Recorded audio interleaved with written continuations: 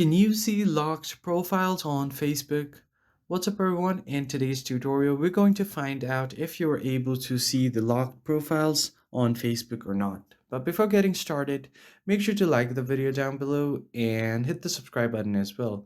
Also, turn on the notification bell so that you don't miss out on any of our new videos. Now, let's begin. The first thing you need to do is open up your Facebook.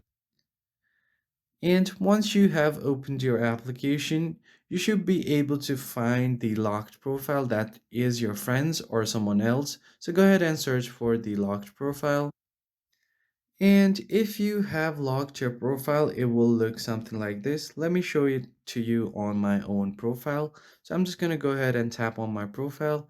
And as you can see, I have locked my profile right here. And once you have done that, you can just go ahead and try to send them friend requests. But since they have locked your profile, you won't be able to do that. So there is no active way to see the locked profiles on Facebook. However, what you can try to do is go ahead and tap on the three dots to copy their profile link. And once you have copied, tap on settings, scroll down and find report a problem.